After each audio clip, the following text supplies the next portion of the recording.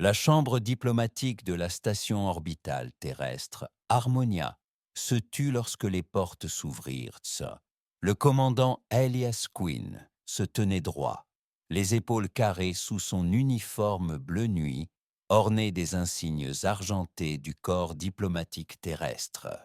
Les 3 dernières semaines avaient été un tourbillon de protocoles d'urgence et de stratégies de défense, élaborés à la hâte après le premier contact de l'humanité avec les Ayari, une espèce dont la réputation de destructeur de civilisation les avait précédés à travers 12 galaxies.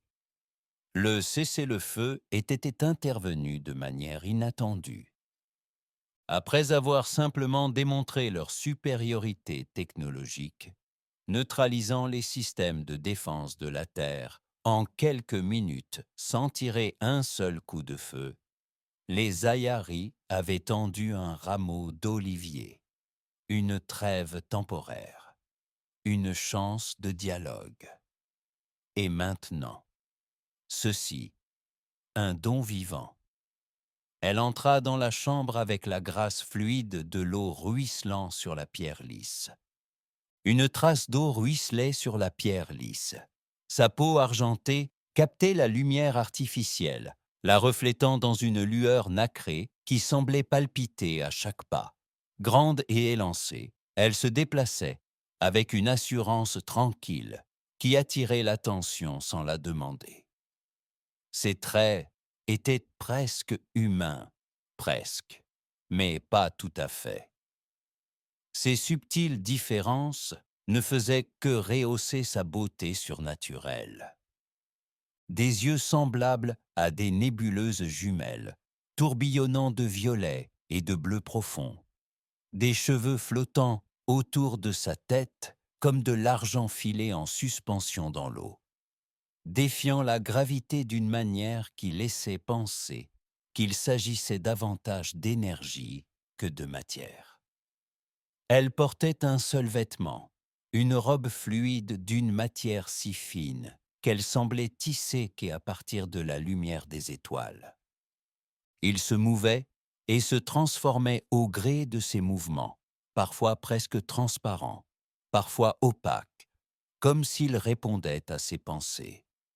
Elias déglutit difficilement, la gorge soudain sèche. À 32 ans, il avait gravi rapidement les échelons du corps diplomatique terrestre grâce à un talent naturel, une détermination impitoyable et un certain détachement émotionnel qui lui avaient été précieux, professionnellement, voire personnellement. Rien dans sa formation ne l'avait préparé à ce moment. Pas personnellement, rien dans son entraînement ne l'avait préparé à ce moment. Les escortes Zayari, des êtres grands et anguleux, vêtus d'une armure qui semblait faire partie intégrante de leur corps, se positionnèrent à l'entrée de la chambre, puis se retirèrent avec une précision mécanique, laissant l'humain et le don seuls. Commandant Queen, s'exprima-t-elle, sa voix rappelant le carillon d'une douce brise. Je suis une Sarah. Il gardait la distance professionnelle qui était devenue sa marque de fabrique. Bienvenue à bord, Harmonia, une Sarah. J'espère que votre voyage a été confortable. Sa tête s'inclina légèrement, faisant onduler ses cheveux légers. Le confort est un concept que j'apprends encore à comprendre. Elle fit un pas vers lui. J'ai été créé pour être donné. À vous, à la terre. Elias sentit une goutte de sueur lui couler dans le dos malgré la climatisation de la chambre. Créé. Je suis un don vivant, un symbole du désir de paix des Ayari. Un pas de plus. Je possède la connaissance de leur culture, de leur biologie, de leur histoire. Je suis conçu pour faciliter la compréhension entre nos espèces. Elias hocha la tête sèchement. C'est très généreux. Nous avons préparé vos quartiers et, demain, nous pourrons commencer les échanges d'informations formelles. Acera poursuivit son approche jusqu'à se tenir juste devant lui, suffisamment près pour qu'il puisse voir les motifs tourbillonnants dans ses yeux, se modifier comme des nuages de poussière cosmique. Ses yeux changeaient et se mouvaient comme des nuages de poussière cosmique. Son odeur était subtile, comme l'ozone après un éclair, ou l'air avant une chute de neige, pure, vive, électrique. Elle se pencha en avant, les lèvres près de son oreille, et murmura : « J'étais un cadeau, humaine. Pourquoi ne m'as-tu pas encore touché ?» Ias recula aussitôt, créant une distance entre eux. Son entraînement fit effet. Toute intimité inattendue avec une espèce inconnue représentait une menace potentielle. Ce serait inapproprié. Nous maintenons des limites professionnelles lors des missions diplomatiques. Un éclair passa sur son visage. Déception, curiosité. Elle l'observa avec ses yeux scrutateurs. Inapproprié. Elle répéta le mot comme si elle le goûtait. Fascinant. Le commandant fit un geste vers la porte. « Permettez-moi de vous montrer vos quartiers.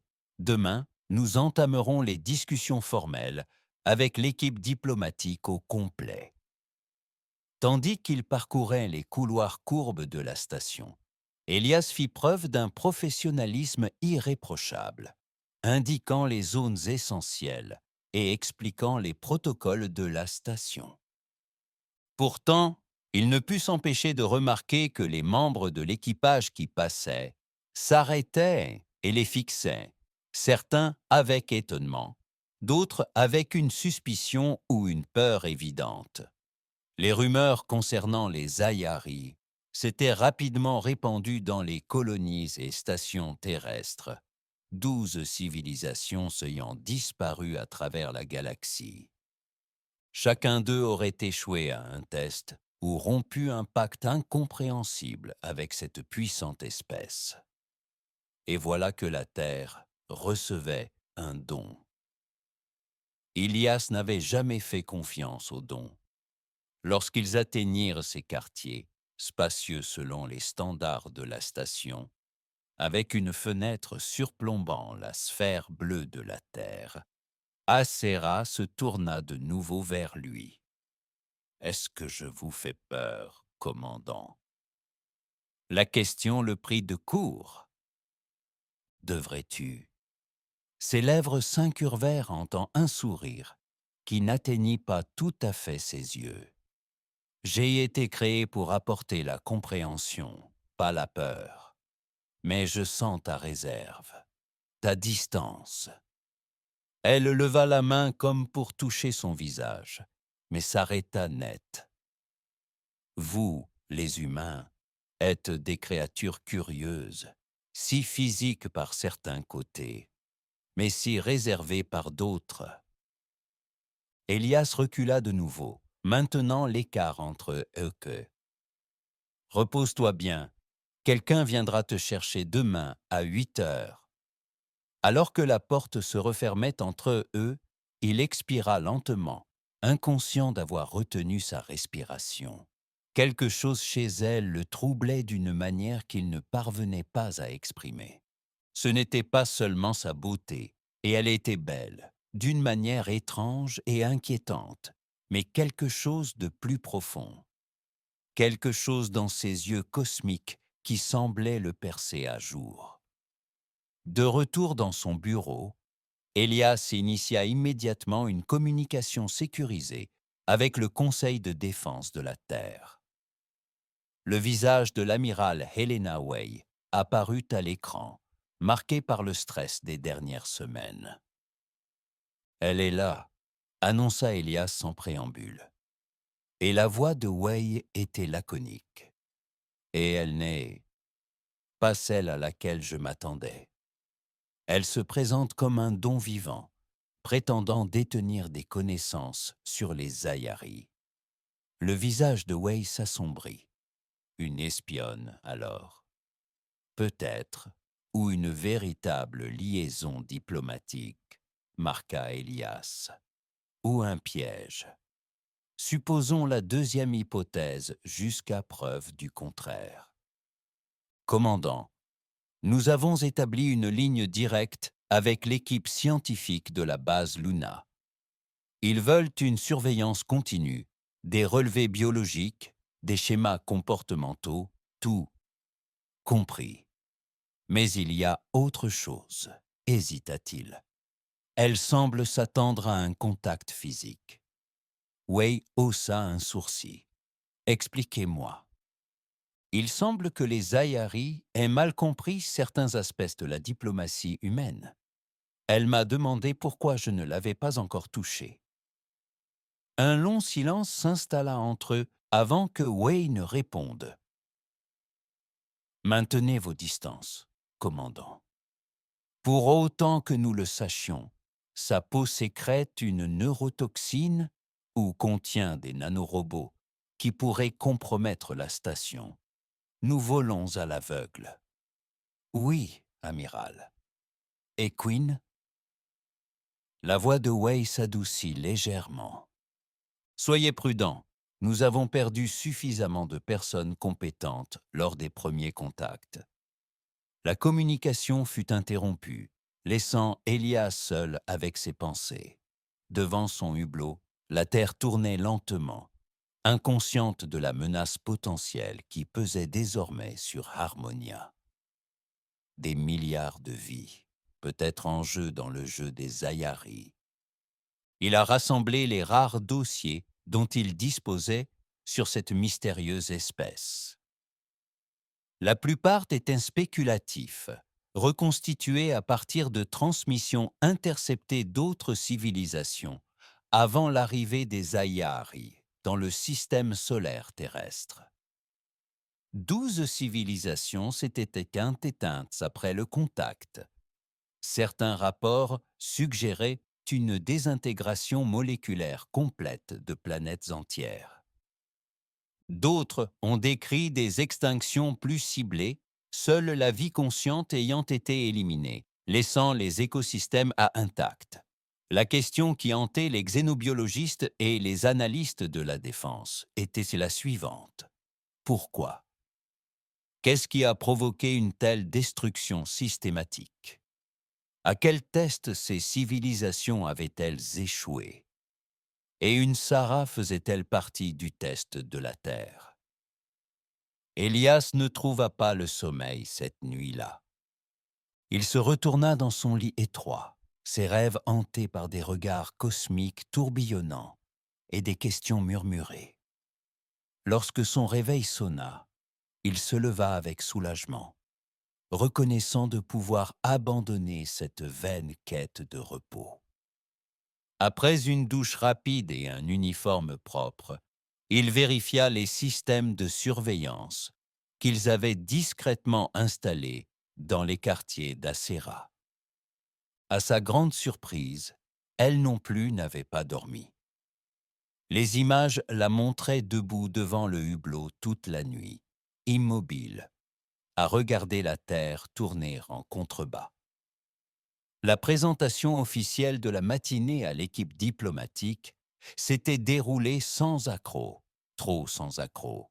Acera répondit aux questions avec un aplomb parfait, offrant des informations sur la culture et l'histoire Zayari qui semblaient authentiques, mais pourtant soigneusement sélectionnées.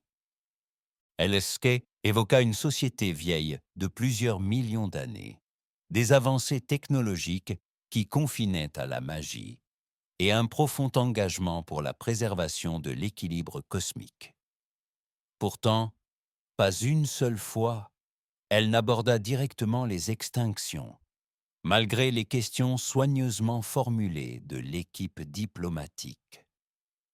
Dans les jours qui suivirent, Elias se retrouva désigné comme principal agent de liaison de Sarah, un rôle qu'il n'avait ni sollicité ni souhaité, mais que l'amiral Wei avait insisté pour obtenir. « Elle est coudée, elle est connectée à toi », avait dit Wei, Utilise-le, découvre ce qu'elle est vraiment venue faire. Il l'escorta donc à travers la station, la présenta à un personnel soigneusement sélectionné et maintint la distance professionnelle qu'il avait établie dès le début. Pendant tout ce temps, elle l'observait avec ses yeux de nébuleuse, posant des questions qui semblaient innocemment curieuses en apparence, mais qui sondaient les valeurs fondamentales de l'humanité. Pourquoi les humains créent-ils des œuvres qui suscitent chez la tristesse? Demanda-t-elle en visitant la petite galerie de la station. Laissez-vous vraiment les individus choisir leur propre voie, même si ces choix nuisent à la collectivité? S'interrogea-t-elle lors d'une discussion sur les systèmes de gouvernance de la Terre. Votre espèce accorde une si grande valeur à la liberté, et pourtant, vous vous imposez tant de limites invisibles. N'est-ce pas une contradiction? Observa-t-elle un soir, alors qu'ils partageaient un repas. Elle ne mangeait pas, se contentant d'observer sa nourriture avec fascination. Chaque question semblait destinée à révéler un aspect fondamental de la nature humaine, et Elias se surprit à répondre non pas par des platitudes diplomatiques, mais par une réflexion sincère. Malgré ses réserves, il commença à attendre avec impatience leur conversation, la façon dont elle inclinait la tête en réfléchissant à ses réponses, les rares instants où la surprise éclairait son visage parfait.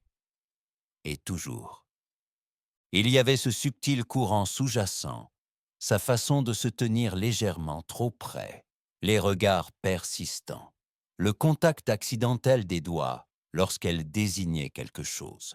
À chaque fois, Elia se retirait, maintenant une barrière professionnelle entre eux, même s'il sentait quelque chose en lui réagir à sa présence. C'est au cours de la 2e semaine de son séjour qu'Elias fit cette découverte. Incapable de trouver le sommeil, il s'était réfugié dans son bureau pour examiner les données accumulées sur leur invité.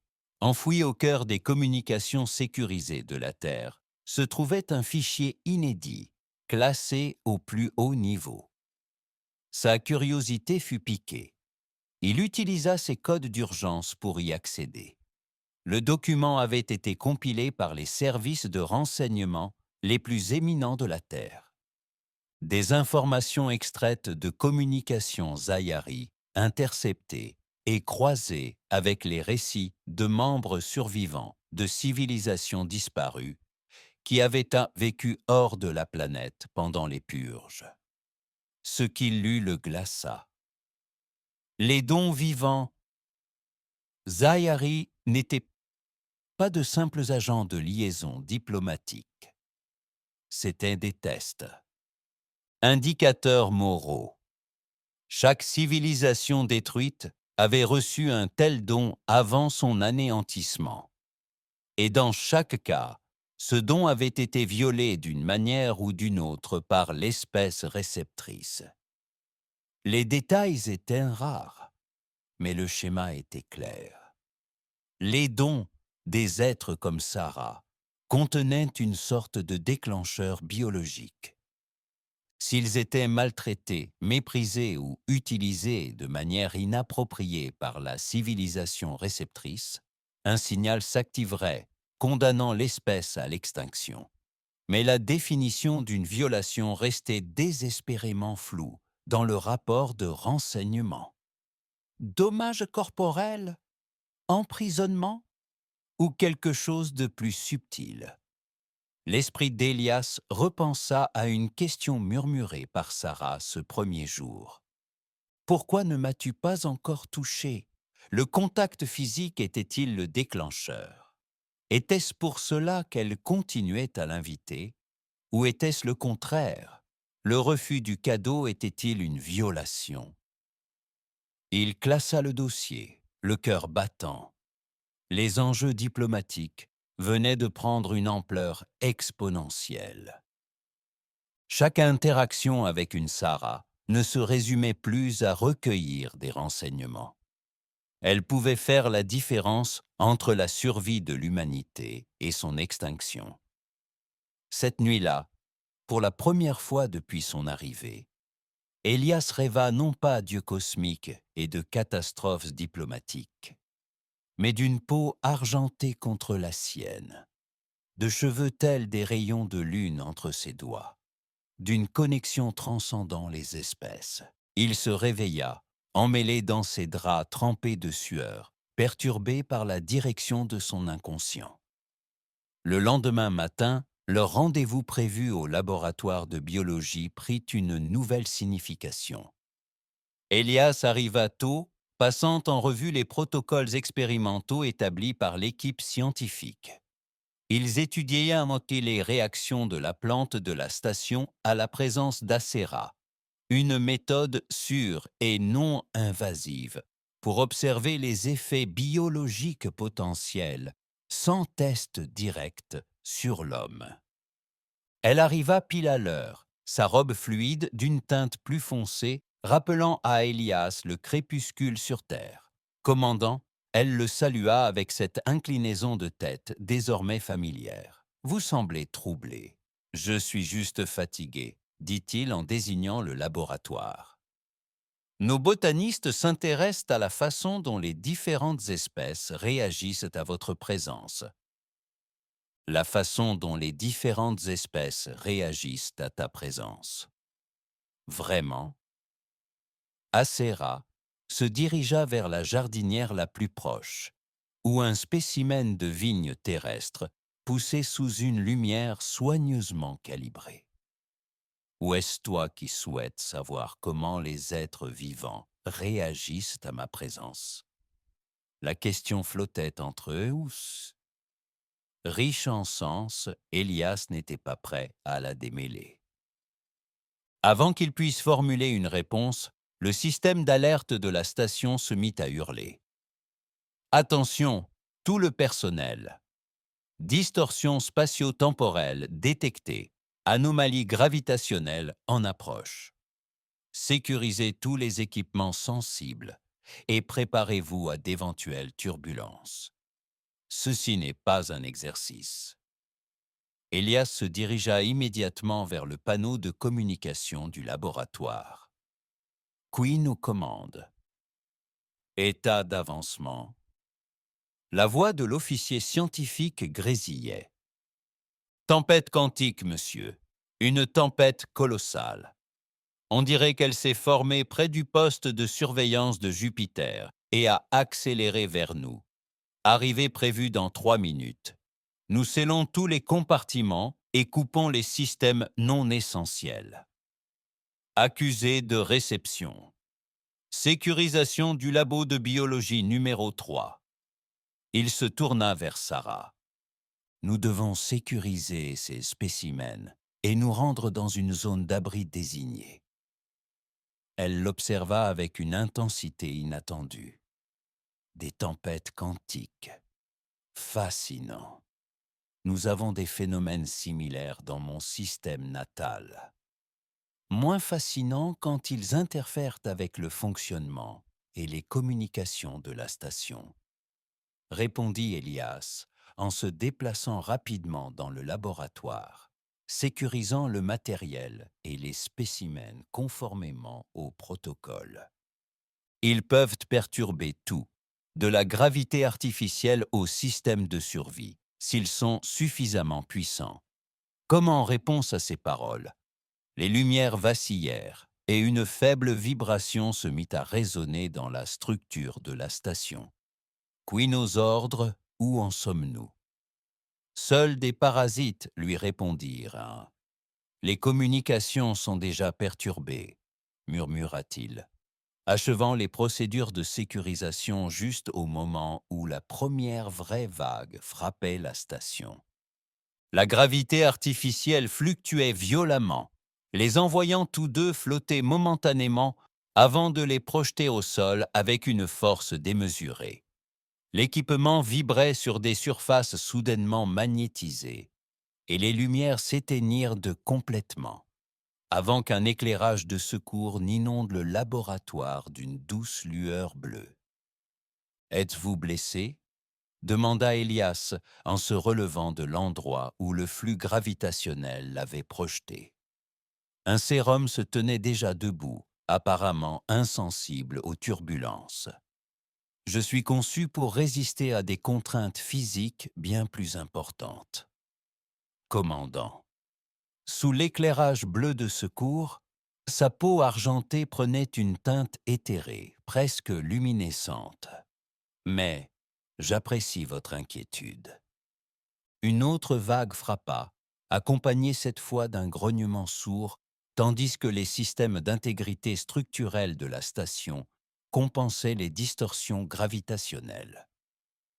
La porte du laboratoire se ferma soudain dans un sifflement pneumatique.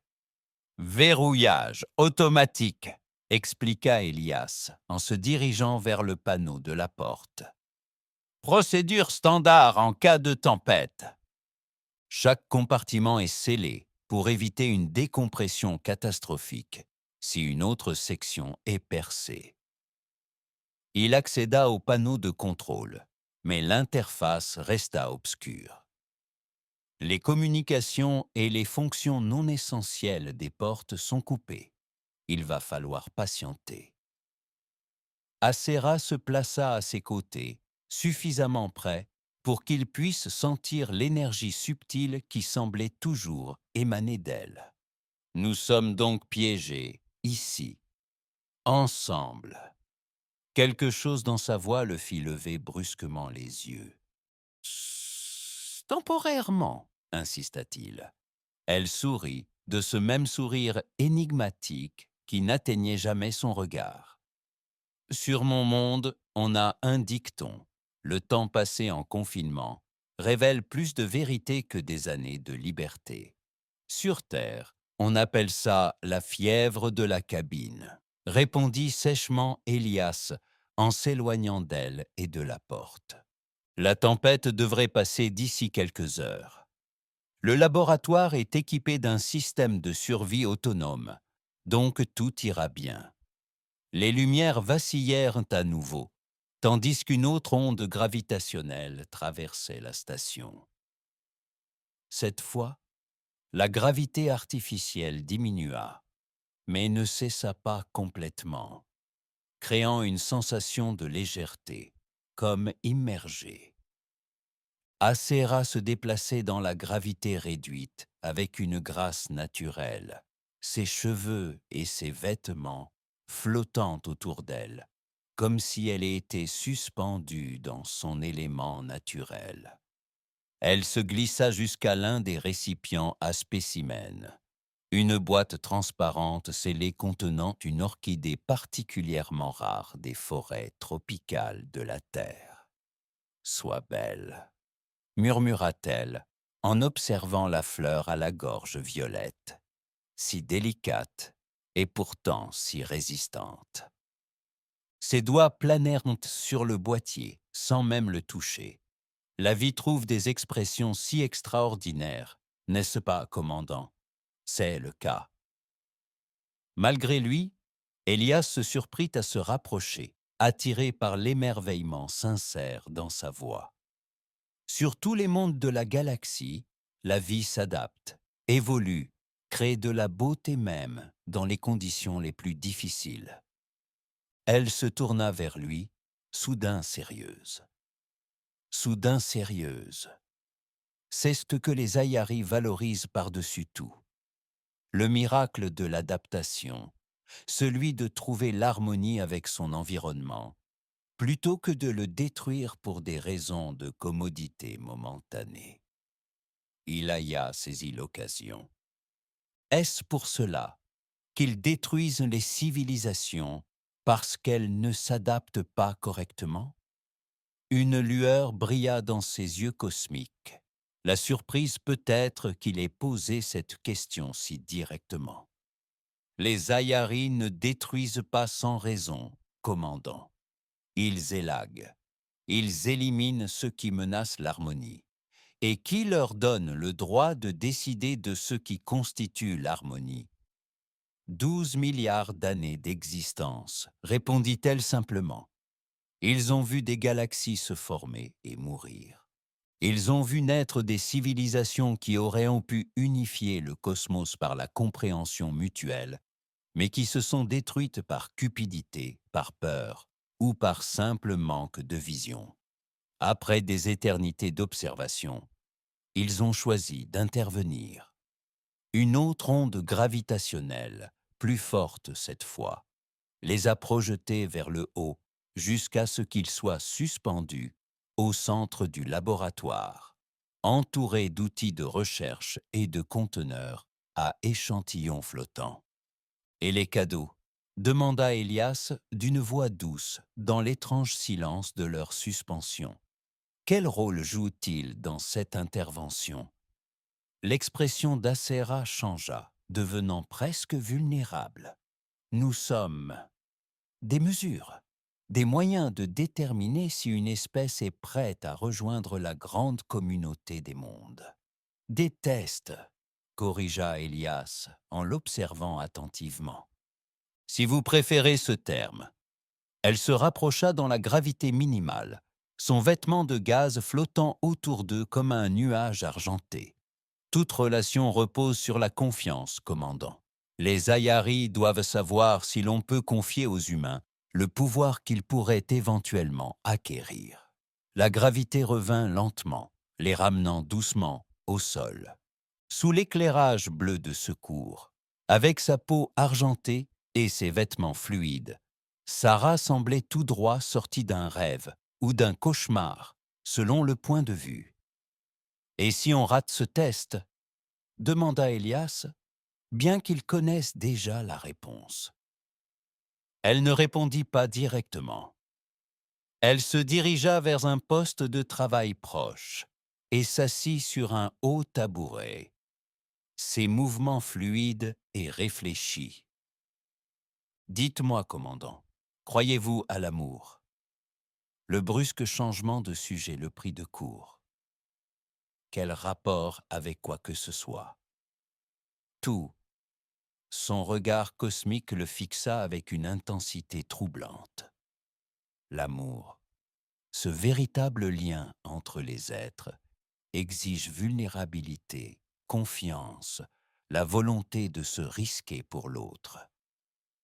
C'est la plus haute forme d'harmonie et la plus basse forme de manipulation, rétorqua Elias, pensant aux dossiers classifiés, aux 12 civilisations disparues, aux subtiles manières dont Acera avait sondé la valeur de l'humanité depuis son arrivée. Elle pencha la tête, l'observant. Elle pencha la tête, l'observant. « Tu parles d'expérience. » Il ne répondit pas. Son histoire personnelle, ses relations ratées, les barrières émotionnelles qu'il avait érigées bien avant de rejoindre le corps diplomatique, n'avaient aucun rapport avec leur situation. Mais Acera continua comme s'il confirmait son observation. « Tu as été blessé. Tu t'es replié sur toi-même. Tu as bâti une vie axée sur le devoir plutôt que sur les relations. » Elle se laissa glisser de son tabouret et s'approcha de nouveau de lui. « De cette façon, vous ressemblez aux Ayari d'autrefois. J'en doute fort. Il y a des milliards d'années avant qu'ils ne deviennent ce qu'ils sont aujourd'hui, les Ayari ont failli se détruire eux-mêmes par isolement. Chacun poursuivait la connaissance seul, séparé, refusant de risquer la vulnérabilité qu'exige une véritable connexion. Sa voix avait pris une rythmique presque hypnotique. Ils finirent par apprendre que l'isolement ne mène qu'à la stagnation et à la mort. Cette connexion, malgré ses risques, son désordre et sa souffrance potentielle, est la seule voie vers la croissance. Une nouvelle onde gravitationnelle traversa la station, plus douce cette fois-ci. La tempête commençait à s'apaiser. Est-ce là ce que je représente pour vous, commandant? Un risque, une relation compliquée que vous préféreriez éviter? Elias sentit quelque chose se tordre en lui. Il comprit que malgré tous ses soupçons, tout son détachement professionnel, une Sarah avait réussi à déjouer ses défenses, avait vu des parties de lui qu'il croyait cachées. Vous êtes un inconnu dans une situation diplomatique à enjeu élevé, répondit-il, recourant à la formalité. Mes sentiments personnels n'ont aucune importance. Vraiment? Elle s'approcha, et cette fois, il ne recula pas. J'ai été conçu pour comprendre les émotions, commandant, pour les reconnaître, pour y répondre, pour faciliter les liens entre des espèces qui, autrement, pourraient rester à jamais étrangères.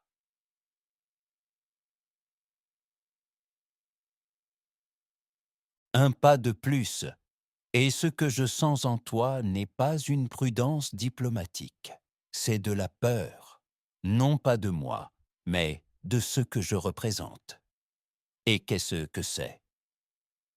Sa voix était devenue presque un murmure. La possibilité que la connexion exige plus que le devoir, que comprendre l'autre, vraiment le comprendre, signifie s'autoriser à être vulnérable. Elle leva la main, lentement cette fois, observant sa réaction. Les Ayaris m'ont créé pour relier les mondes. Commandant, mais les ponts ne peuvent être construits que lorsque les deux camps sont prêts à franchir le gouffre. Les lumières d'urgence vacillèrent, puis se stabilisèrent, tandis que l'alimentation principale de la station commençait à se rétablir. Bientôt, la porte s'ouvrirait, et cet étrange moment d'isolement prendrait fin. La main de Sarah plana près de son visage, sans vraiment le toucher. J'étais un cadeau, un être humain, murmura-t-elle, faisant écho à ses premiers mots. Ni un piège, ni une épreuve, un geste de possibilité.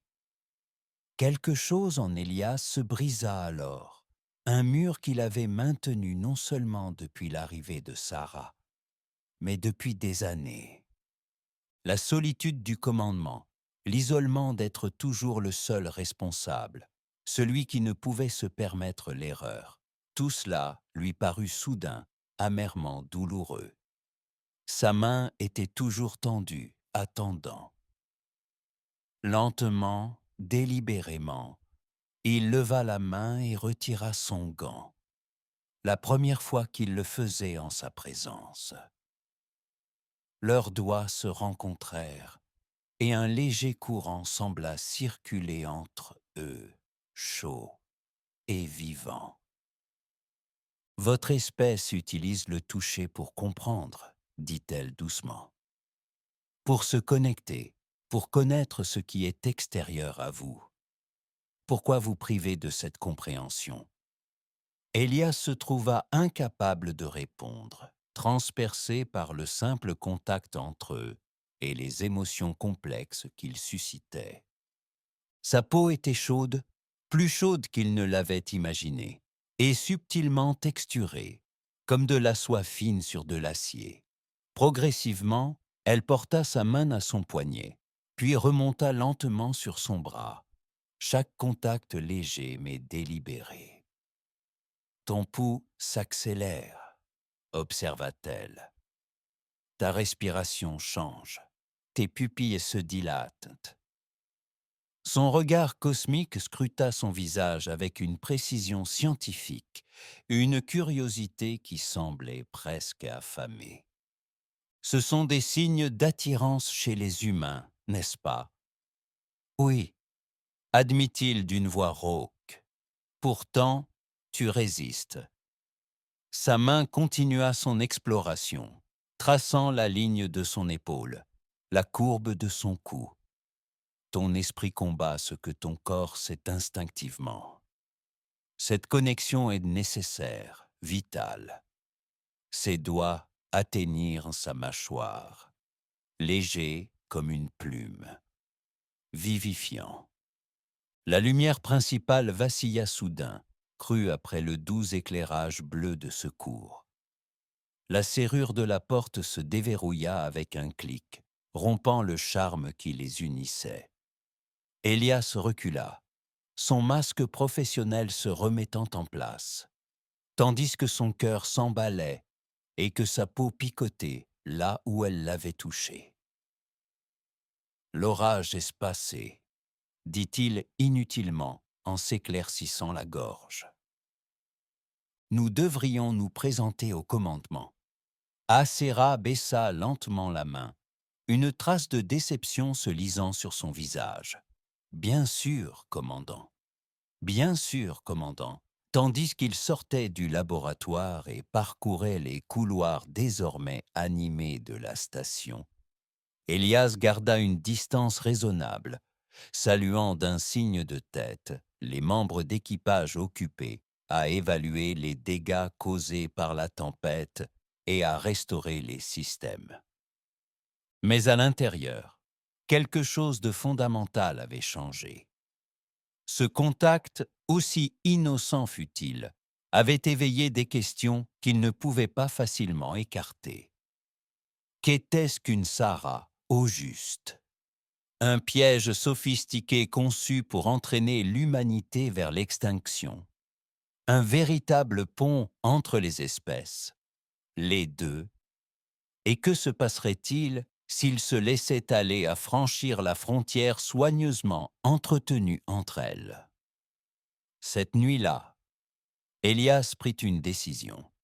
Au lieu d'examiner des rapports dans son bureau ou de tenter de dormir dans ses appartements, il se rendit dans une plateforme d'observation rarement utilisée, située sur l'anneau extérieur de la station, offrait une vue spectaculaire sur la Terre, la planète bleue encadrée par le vaste champ d'étoiles. C'était aussi l'un des rares endroits de la station à ne pas bénéficier d'une surveillance complète. Une fois sur place, il activa sa tablette sécurisée et ouvrit une ligne cryptée directe avec l'amiral Way. Commandant, Way parut surpris par cette communication imprévue. Y a-t-il un problème? J'ai besoin de connaître toute la vérité sur les cadeaux Ayari, dit-il sans préambule. Le dossier auquel j'ai accédé était incomplet. Il y a autre chose, n'est-ce pas? L'expression de Way se durcit. Ce dossier était classifié au-delà de votre niveau d'habilitation, Queen. C'est moi qui interagis avec elle quotidiennement. J'ai besoin de savoir à quoi j'ai affaire. Un long silence s'installa entre eux avant que Way n'acquiesce enfin. Il existe une théorie, non confirmée, mais cohérente, avec les données limitées dont nous disposons sur les civilisations détruites. Elle hésita. Les dons semblent être des tests biologiques des limites éthiques. Qu'est-ce que cela signifie? Il voulait dire que la façon dont l'espèce récipiendaire traite le don détermine son destin. Si le don est maltraité, exploité, traité comme un objet plutôt que comme un être sensible, elle laissa planer l'insinuation. Extinction, conclut Elias. Mais il y a plus. La voix de Way baissa. Les cadeaux sont conçus pour être tentants, pour faire appel aux instincts les plus bas de l'espèce qui les reçoit.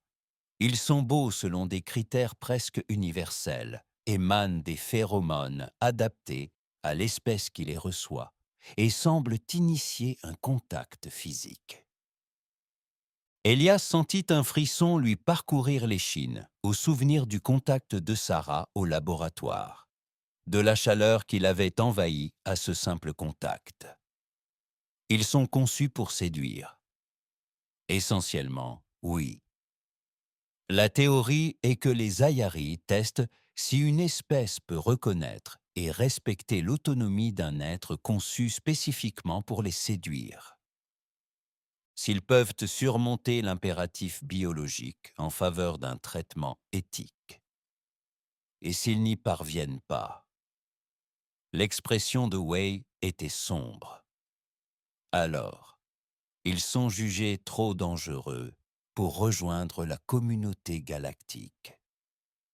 Les dons contiennent un déclencheur biologique.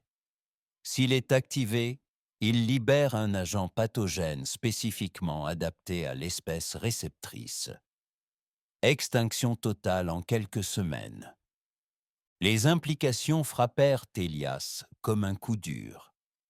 Acera n'était pas seulement une émissaire diplomatique, ni même un simple test. Elle était, elle était potentiellement une arme apocalyptique, conçue pour détruire l'humanité si elle échouait à un examen moral cosmique. Alors, que faisons-nous? Demanda-t-il d'une voix plus ferme qu'il ne le ressentait. Comment réussir ce test? C'est bien la question, n'est-ce pas? Wei passa une main dans ses courts cheveux gris. Certains membres du conseil souhaitent isoler et étudier le don, un sérum, afin d'identifier et de neutraliser le déclencheur biologique. D'autres pensent que cela constituerait exactement le genre de violation qui nous condamnerait. Et vous? Le regard de Wei croisa le sien à travers l'écran. Et vous? Le regard de Wei croisa le sien à travers l'écran. Je pense que nous devons comprendre ce que sont le respect et l'autonomie pour les Ayari. Quelles limites éthiques ils testent vraiment? Elle marqua une pause. Et je pense que tu es peut-être le mieux placé pour le savoir. La conversation prit fin peu après, laissant Elias seul avec les étoiles et le poids d'une extinction potentielle qui pesait sur lui. Des milliards de vies potentiellement dépendaient de la façon dont il interagissait avec un être conçu pour le tenter. L'élégance cruelle de l'épreuve ne lui échappa pas. Les Ayari avaient créé le piège parfait. Un piège dont le simple fait de le reconnaître ne permettait pas forcément d'en échapper. Car le véritable test n'était peut-être pas de résister à la tentation, mais de reconnaître la véritable personnalité de la tentatrice. Lorsqu'il retourna enfin à ses quartiers, épuisé par des jours de sommeil insuffisant, il trouva un message sur son terminal personnel. L'expéditeur n'a pas été identifié, mais le contenu indiquait clairement la source. La plateforme d'observation offre une vue magnifique, n'est-ce pas? L'immensité de l'espace, la fragilité des mondes. Cela nous rappelle notre petitesse, et pourtant l'importance de nos choix face à l'éternité. Dormez bien, commandant. Demain apporterait de nouvelles possibilités. Elle savait où il se trouvait et avait peut-être même entendu sa conversation avec Wei. Les implications étaient inquiétantes. Soit ses capacités sensorielles dépassaient largement leurs estimations, soit elle avait accès à des systèmes de station qu'il n'avait pas détectés. Quoi qu'il en soit, la donne avait changé. Les jours suivants apportèrent un changement subtil dans le comportement d'Acera. Elle n'initia plus la proximité physique, ne créa plus ces moments de contact intime qui caractérisaient leurs interactions précédentes.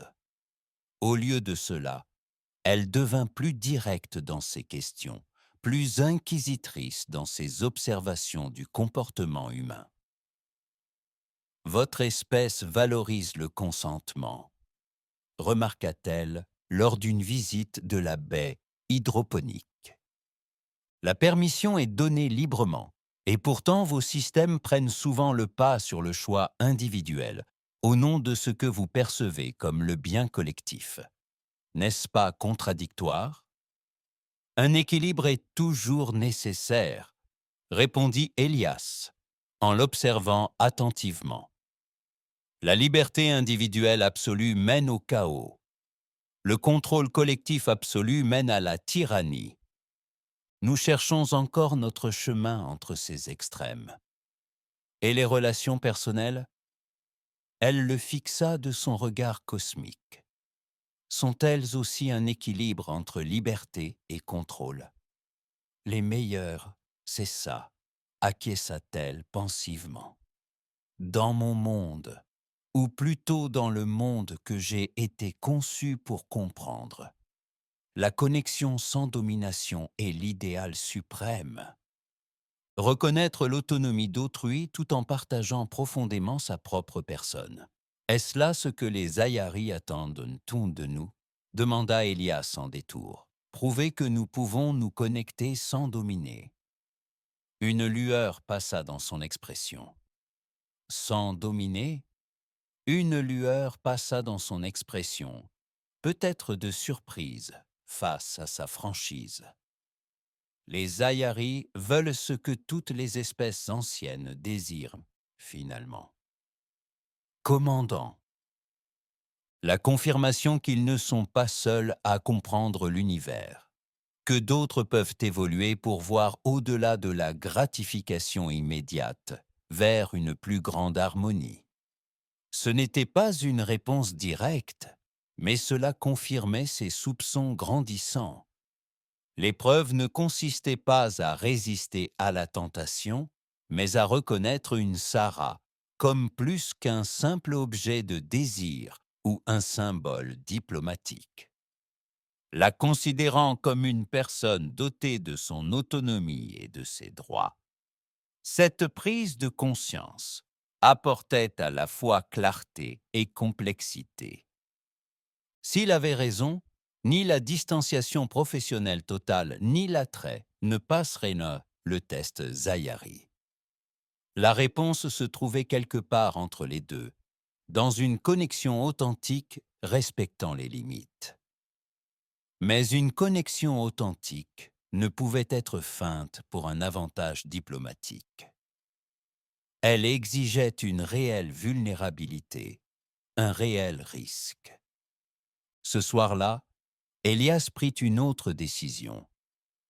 Au lieu d'escorter Sarah jusqu'à ses quartiers après leur séance d'échange culturel prévue, il déviait leur chemin vers le petit arboretum de la station, un espace paisible peuplé de plantes de la terre et de ses colonies, conçu pour apporter un réconfort psychologique aux membres d'équipage lors de longs déploiements. « Ce n'est pas prévu », observa Acera en entrant dans l'espace vert. « Non, ce n'est pas prévu. » Elias désigna un banc entouré de plantes fleuries. « Je pensais que nous pourrions discuter, non pas en tant que commandant et envoyé diplomatique, mais en tant que personne. » Elle inclina la tête dans ce geste de curiosité désormais familier.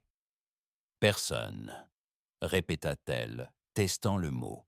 « Oui, j'aimerais bien. » Ils étaient assis, bercés par le doux murmure de la petite cascade de l'arboretum et le bourdonnement subtil des systèmes environnementaux. Pendant un instant, aucun des deux ne parla. Le silence entre eux n'était pas gênant, mais empreint d'attente. « Savais-tu ce que tu étais ?» demanda finalement Elias. Non pas une question, mais une affirmation. Ce que les Ayaris t'avaient destiné à être.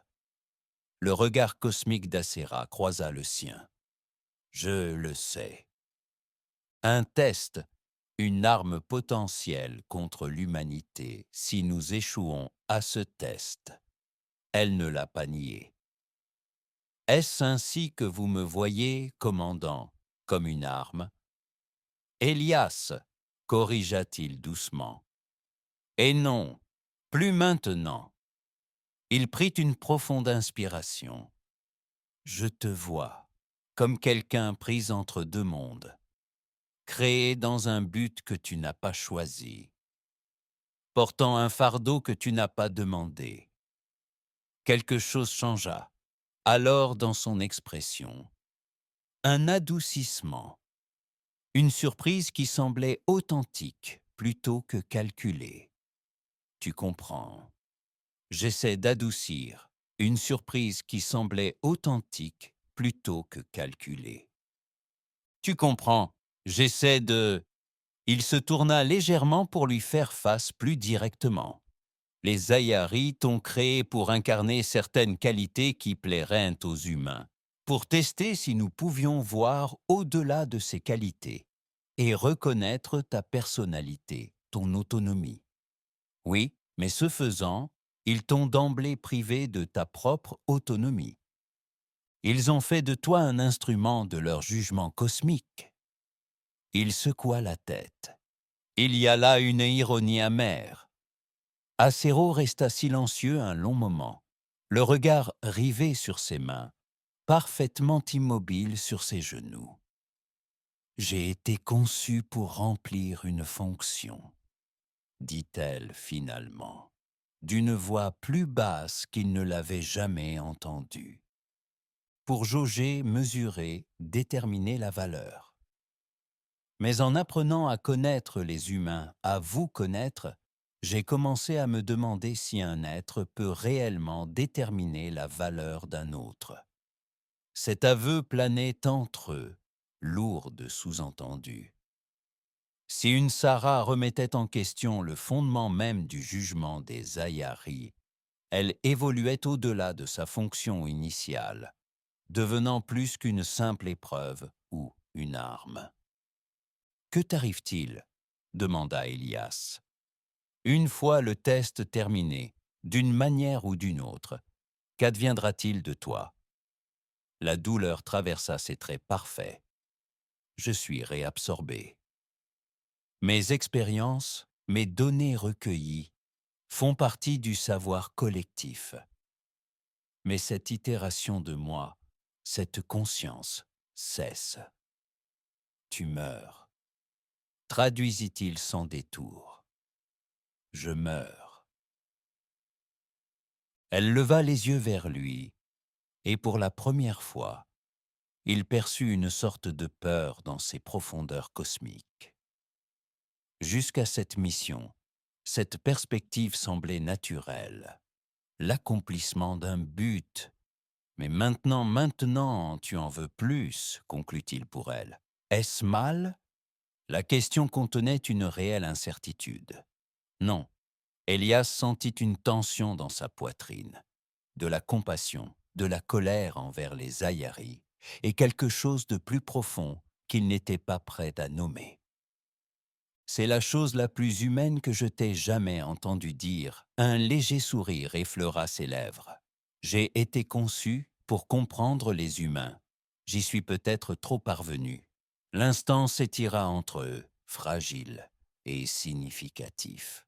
Puis, Elias tendit la main, lentement, délibérément, et la prit dans la sienne. Pas un geste diplomatique, pas un geste calculé dans un test cosmique, mais une simple connexion humaine. Je ne sais pas comment sauver l'humanité du jugement des Ayari, admit-il. Et je ne sais pas comment vous sauver de votre destin planifié. Mais je sais que personne ne devrait être un simple outil au service d'autrui. Ni les humains, ni vous. Ses doigts s'enroulèrent autour des siens, chauds et étonnamment forts. Même si me sauver signifiait échouer au test, condamner votre espèce. La question touchait au cœur de l'impossible dilemme. Avant qu'il puisse répondre, son appareil de communication sonna une alerte urgente. Commandant Quinn aux commandes, immédiat. La voix de son second était tendue, maîtrisée. Elias lâcha la main de Sarah à contre-cœur. « Ici, Quinn. Quelle est la situation ?» Il lâcha la main d'Acera à contre-cœur. « Ici, Quinn. Quelle est la situation ?» « Monsieur, nous avons détecté une signature quantique correspondant à des vaisseaux Ayari approchant de la station. ETA 20 minutes. L'amiral Wei demande une communication sécurisée immédiate. Sur mon chemin, se tenait-il, le bref instant de connexion avec Acera, s'estompant déjà sous le poids de la responsabilité du commandement. « Retournez à vos quartiers, lui dit-il, remettant en place vos masques professionnels. J'enverrai quelqu'un vous chercher si les Ayari requièrent votre présence. » Elle se leva gracieusement, mais quelque chose dans sa posture avait changé. Une nouvelle détermination dans ses épaules. « Ils viennent pour évaluer, » dit-elle simplement, « pour juger si l'humanité a réussi son test. Et nous ?» Il ne put s'empêcher de demander, même si elle ne donnerait peut-être pas une réponse directe. Ce regard cosmique croisa le sien une fois de plus. « Ce n'est pas à moi d'en décider, commandant. Mais sachez ceci, quoi qu'il arrive. Je vous suis reconnaissante de ce que vous m'avez appris sur le choix, l'autonomie, la capacité à voir au-delà de son propre programme. » Avant qu'il puisse répondre, elle se retourna et s'éloigna, sa silhouette argentée disparaissant bientôt dans le couloir en direction de ses quartiers. Dans le centre de commandement, la tension crépitait comme de l'électricité statique. L'écran principal montrait le vaisseau Zayari en approche, une structure massive qui semblait courber la lumière autour d'elle, rendant sa véritable forme difficile à discerner. « Statue » demanda Elias en entrant. « Statue » demanda Elias en entrant. Le vaisseau Zayari approchait à une vitesse subluminique. Aucune signature d'armes n'a été détectée, mais leur technologie de blindage rend toute lecture précise impossible. Son officier tactique a signalé qu'ils avaient envoyé une transmission demandant l'autorisation d'amarrer une petite délégation. Amiral Wei, l'écran de communication sécurisé s'est activé, montrant le visage sombre de Wei. « Accordez-moi la permission, commandant. Nous savions que ce moment finirait par arriver. L'équipe diplomatique est en route depuis la Terre, mais elle n'arrivera pas avant les Ayari. Tu devras gérer le premier contact, compris. » Elias sentit le poids de milliards de vies peser sur lui, des informations finales sur ce à quoi nous sommes confrontés. L'expression de Wei était indéchiffrable. Seulement ceci, selon notre analyse la plus approfondie des événements d'extinction précédents. Les Ayari donnent toujours à l'espèce une dernière chance de démontrer sa compréhension avant que le jugement ne soit rendu. Une interaction représentative, symbole de la capacité éthique de l'espèce. Alors, pas de pression, dit Elias sèchement. Tu as passé plus de temps avec leurs dons que quiconque. Queen, si quelqu'un peut interpréter correctement cette situation, c'est bien toi. Wei hésita. Et Queen, quoi qu'il arrive, sache que tu as servi la Terre avec distinction. La communication prit fin, laissant Elias avec la froide certitude que le destin de l'humanité pourrait bien dépendre de sa compréhension d'une épreuve qu'il peinait encore à déchiffrer. 2 heures plus tard, il se tenait dans le quai d'amarrage principal de la station, à l'arrivée de la délégation Zayari. 3 silhouettes émergèrent de leur navette, de grands êtres anguleux dont la peau semblait osciller entre solidité et translucidité. Contrairement à la grâce fluide d'Axera, leurs mouvements étaient précis, presque mécaniques. Leurs visages étaient quasiment sans traits distinctifs, à l'exception de grands yeux composés qui reflétaient la lumière en motifs prismatiques. Représentant de la Terre, le personnage central parla, sa voix résonnant non pas dans l'air, mais apparemment directement dans l'esprit de tous. Nous arrivons à la fin de notre évaluation. Elias s'avança, appliquant le protocole diplomatique qu'il avait perfectionné pendant des années. Le gouvernement de la Terre unie vous souhaite la bienvenue à bord de la station Harmonia. Je suis le commandant Elias Queen, autorisé à parler au nom de l'humanité. Le Zayari ne fit aucun geste de reconnaissance. Où est notre émissaire? Demanda le personnage central. Si vous parlez d'une certaine Sarah, elle est dans ces quartiers. Je peux la convoquer immédiatement. Ce ne sera pas nécessaire. Le Zayari tourna son regard prismatique vers l'une des entrées du couloir, où se tenait maintenant une certaine Sarah, comme si elle avait su exactement quand apparaître. Elle s'approcha avec cette même grâce fluide qui avait d'abord captivé Elias. Mais quelque chose avait changé. Un subtil changement dans sa posture, une nouvelle détermination dans son regard. Un subtil changement de posture, une nouvelle détermination dans son regard. Elle s'arrêta à égale distance entre la délégation Zayari et Elias, n'appartenant pleinement à aucun des deux groupes. Émissaire. Le Zayari central la salua. Vous donnerez votre évaluation des capacités éthiques humaines. Le regard cosmique d'Acera se posa brièvement sur Elias, avant de revenir sur les Zayari. L'espèce humaine est complexe, contradictoire, capable d'une grande compassion comme d'une grande cruauté. Nous savons cela de toutes les espèces en développement, répondit le Zayari avec impatience. Nous souhaitons une évaluation précise de leur réaction à votre égard, aux dons et aux choix qu'ils représentent. Elias sentit son cœur s'accélérer. C'était l'heure du jugement.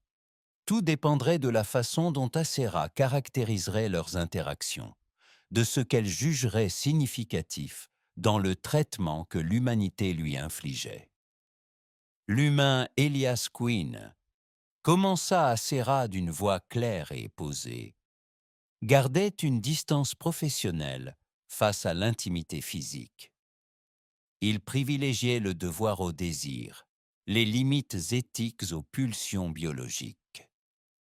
Le Zayari resta impassible. Cela suggère de la retenue, pas forcément une compréhension éthique. Le sujet reconnaissait-il votre autonomie, votre droit à l'autodétermination au-delà de votre objectif initial? Le regard d'Acera se posa à nouveau sur Elias, s'attardant cette fois. Il fit plus que le reconnaître. Il le réveilla. Une onde sembla traverser la délégation Zayari, une communication qu'Elias ne parvenait pas à percevoir. « Explique-moi », exigea le personnage central. Il ne me voyait pas comme un outil, une arme, ni même un don, mais comme un être pris entre deux mondes. Il reconnut le paradoxe de mon existence, créé pour tester mon autonomie tout en étant privé de la mienne.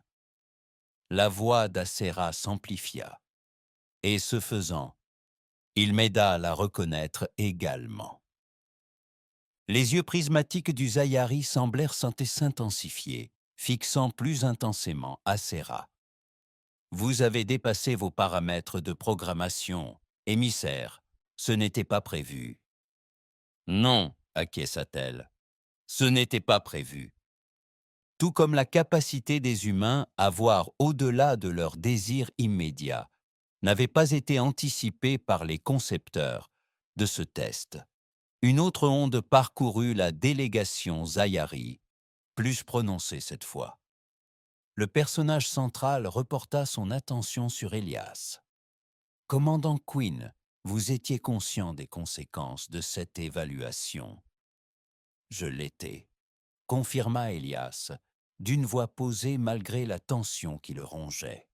« Pourtant, vous avez choisi de traiter notre émissaire non pas comme une menace à neutraliser, ni comme un objet à manipuler, mais comme un être doté de valeurs et de droits inhérents. » La voix mentale du Zayari avait pris un ton différent, presque de la curiosité.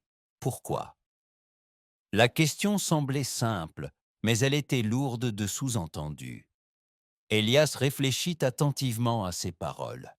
sachant qu'elle pourrait déterminer le destin de l'humanité. Car le véritable progrès ne se mesure pas à la prouesse technologique, ni même à l'évolution biologique, finit-il par dire. Elle se mesure à notre capacité à reconnaître la personnalité au-delà de nous-mêmes, à voir la valeur de la différence plutôt que la menace. Si l'humanité ne reconnaissait pas l'autonomie de Sarah, son droit à l'autodétermination, alors nous ne mériterions pas de rejoindre une quelconque communauté cosmique, quel que soit votre jugement. Le silence s'abattit sur la baie d'amarrage, s'étirant jusqu'à paraître pesant. Puis, sans prévenir, la délégation Zayari se déplaça à l'unisson, tournant le dos à Elias et à Séra pour s'entretenir. Leur communication était silencieuse, perceptible seulement par de subtils changements dans la lumière, reflétés par leurs formes translucides. Elias croisa le regard d'Asséra par-delà l'espace qui les séparait. Son expression exprimait quelque chose qu'il n'avait jamais vu auparavant. De l'espoir teinté d'incertitude. Il lui adressa un léger signe de tête, essayant de lui exprimer une assurance qu'il ne ressentait pas entièrement. Finalement, le Zayari se retourna pour leur faire face. En 12 000 ans, annonça le personnage central, sa voix mentale résonnant d'une sorte de surprise. Aucune espèce n'a passé cette évaluation avec autant de précision. La plupart échouent par exploitation ou violence envers l'émissaire. Quelques-unes ont réussi grâce à une maîtrise parfaite et à un traitement professionnel. Personne n'a perçu le paradoxe fondamental du test lui-même. En évaluant l'autonomie, nous l'avons refusé à notre propre création. Les yeux composés du Zayari se sont fixés sur une Sarah. Tu as évolué au-delà de ta programmation, émissaire, ce n'était pas prévu. L'évolution ne l'est pas souvent, répondit-elle simplement. Une autre onde parcourut la délégation avant que le personnage central ne s'adresse à nouveau à Elias. L'humanité ne sera pas jugée inapte à la communauté cosmique pour le moment. L'évaluation est suspendue dans l'attente d'observations complémentaires. Le soulagement envahit Elias, qui faillit céder les genoux. Suspendue, non admise avec brio, mais pas non plus recalée, l'humanité survivrait. Mais qu'en est-il d'une Sarah? Comme s'il lisait ses pensées, le Zayari central se tourna vers elle. Émissaire, tu as rempli ta fonction première, mais pas comme prévu. Tu reviendras avec nous pour te réintégrer au sein du collectif. Non. Le mot flottait dans l'air, simple mais révolutionnaire. Asera se redressa, son regard cosmique inébranlable face à ses créateurs. Je choisis de rester, de continuer à apprendre, à évoluer, à devenir plus que ma vocation première. La délégation Zayari resta complètement immobile, ses formes translucides se solidifiant en une rigidité cristalline. Vous n'avez pas été conçu pour une existence indépendante, déclara le personnage central. Votre conscience était censée être temporaire. Votre expérience est absorbée pour enrichir les futurs émissaires. Pourtant, vous m'avez créé pour comprendre l'autonomie. Acero rétorqua. Reconnaître et respecter l'autodétermination d'autrui. Comment puis-je le faire si je ne la revendique pas moi-même? Ilias s'avança alors, se plaçant légèrement devant Asséra, dans une posture protectrice qui ne manqua à personne. Si les Ayari accordent une grande importance à l'autonomie et au traitement éthique des êtres sensibles, alors le choix d'Asséra doit être respecté, quelles que soient vos intentions initiales à son égard. Le défi était clair. Les Ayari pouvaient prouver leur éthique en respectant le choix d'Acera, ou bien ils pouvaient compromettre le test qu'ils avaient conçu en la forçant à revenir. Pendant un long moment, il sembla que la délégation pourrait choisir la seconde option. Leur forme cristalline bourdonnait d'énergie, et Elias sentit les poils de ses bras se hérisser d'électricité statique. Puis, aussi soudainement qu'elle ait été apparue, la tension se dissipa. Ce dénouement n'était pas prévu, répéta le Zayari central, sa voix mentale exprimant ce qui aurait pu être une admiration réticente. Mais c'est peut-être là la nature de la véritable autonomie. Pour outrepasser les paramètres de conception, pour choisir au-delà du but programmé, les yeux composés sont passés d'Elias à Sarah, puis inversement. L'émissaire peut rester, si tel est son choix, et l'humanité peut poursuivre son développement, sous observation distante, plutôt que sous un jugement imminent. Une pause. Mais attention, commandant Quinn, la protection biologique de l'émissaire reste active. Si elle est maltraitée, exploitée ou privée de l'autonomie qu'elle revendique désormais, les conséquences pour la Terre resteront telles qu'elles étaient prévues. Je comprends, répondit solennellement Elias. Bien qu'intimement, il se hérissa face à la menace implicite. Même en accordant sa liberté à une Serra, les Ayari conservèrent leur sens et leur influence sur la survie de l'humanité. Il se hérissa face à la menace implicite. Même en accordant sa liberté à Acera, les Ayari conservèrent leur influence sur la survie de l'humanité. La délégation fit volte-face et commença à regagner leur navette. À l'entrée, le personnage central marqua une pause et s'adressa une dernière fois à Acera. Pourtant, tu es le premier de ton espèce à faire des choix qui dépassent tes objectifs. Émissaire, nous serons curieux d'observer ce que tu deviendras. Sao. Sur ces mots, ils partirent, leur navette se détachant de la station avec une efficacité silencieuse et rejoignant le vaisseau principal Zayari. En quelques minutes, tous deux disparurent dans l'immensité de l'espace, ne laissant aucune trace de leur présence, à l'exception de la femme à la peau argentée qui se tenait aux côtés d'Elias, observant les étoiles avec un émerveillement nouveau. Les jours suivants, le chaos régnait à bord de la station Harmonia. Les gouvernements terriens exigeaient des explications, des assurances, des garanties que la menace Zayari était bel et bien passée. L'amiral Wei arriva avec un contingent diplomatique complet, informant Elias pendant des heures des moindres détails de la rencontre. Pendant tout ce temps, Acera demeura dans un étrange flou. Elle n'était plus un don extraterrestre à surveiller, ni tout à fait une réfugiée ou une immigrante au statut défini. La protection biologique qu'elle contenait compliquait encore les choses. Certains membres du Conseil de défense estimaient qu'elle devait être confinée, étudiée, voire neutralisée. D'autres reconnaissaient qu'un tel traitement déclencherait probablement l'extinction même qu'ils cherchaient à empêcher.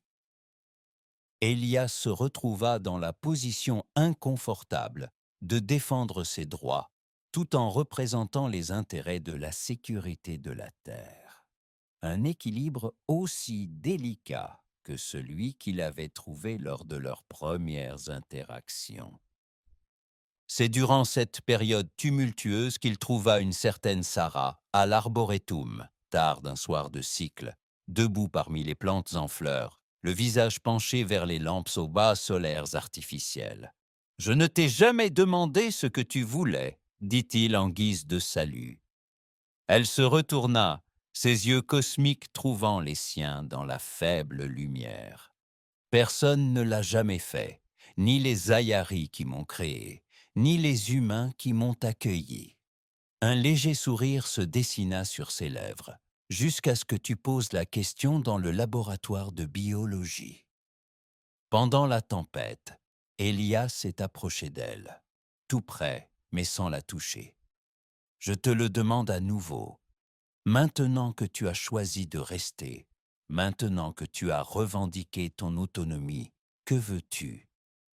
Une Sarah. Elle resta silencieuse un long moment, réfléchissant à la question avec le sérieux qu'elle méritait. Je veux vivre, dit-elle enfin d'une voix douce mais assurée. Ne pas exister comme un outil, un symbole ou une menace, mais vivre avec tout le désordre, l'incertitude et les possibilités que cela implique. Elle se tourna pour lui faire face. Et je veux aimer, non pas parce que j'ai été conçu pour susciter le désir, mais parce que je préfère la connexion à l'isolement. Les mots restèrent suspendus entre eux, chargés de sens et de possibilités. Elia sentit quelque chose changer en lui. Les derniers murs de distance professionnelle et de prudence diplomatique s'écroulaient face à cette déclaration simple et profonde. Lentement, délibérément, il tendit la main et la prit, non pas en guise de salut diplomatique ni même de réconfort amical, mais comme une personne cherchant à se connecter à une autre. Les Ayaris t'ont créé pour être parfait, dit-il doucement. Belle, intelligente, conçue spécifiquement pour satisfaire le désir humain. Mais ce qui te rend remarquable, ce n'est pas ta conception. C'est ce que tu as choisi de devenir malgré tout. Ses doigts se resserrèrent autour des siens. Et qu'est-ce que c'est? Imparfaitement, sincèrement toi-même. Il sourit, se sentant plus léger qu'il ne l'avait été depuis des années. J'ignore ce qui se passe maintenant pour toi, pour l'humanité, pour ce qui existe entre nous. Mais je sais que la véritable connexion n'est ni une question de perfection, ni de conception. Il s'agit de se choisir l'un l'autre jour après jour, malgré le risque, malgré l'incertitude, malgré la protection biologique qui pourrait encore détruire votre espèce si je suis maltraité, demanda-t-elle, une ombre traversant son visage. Ce n'est pas pour ça que je tiens à toi, dit-il fermement. Et si les Ayaris ne comprennent pas qu'une véritable attention existe au-delà de la peur ou de l'obligation, alors peut-être n'ont-ils pas évolué autant qu'ils le croient. La main libre d'Acera se leva pour toucher son visage, reflet de ce moment dans le laboratoire de biologie. Mais maintenant, librement choisi, librement donné. J'étais un don, un être humain, murmura-t-elle, répétant ses premiers mots, mais avec un sens nouveau. Mais maintenant, je suis un choix, mon choix, ton choix. Alors que l'aube artificielle commençait à poindre sur l'arboretum, Elias fit son choix, non pas avec la passion désespérée que les Ayaris avaient voulu inspirer à Acera, ni avec le calcul froid d'une nécessité diplomatique, mais avec la tranquille certitude d'une connexion authentique. Il la prit dans ses bras, la tenant non pas comme un commandant enlaçant un envoyé extraterrestre, non pas comme un humain revendiquant un don, mais comme un être autonome en choisissant un autre. Et dans cette étreinte résidait la promesse de quelque chose que les Ayaris, malgré leur sagesse ancestrale, n'auraient peut-être jamais anticipé. Un amour transcendant la conception, une connexion défiant tout but, et un avenir limité uniquement par le choix plutôt que par la programmation. Son corps s'adaptait parfaitement au sien, bien sûr. Elle avait été conçue ainsi.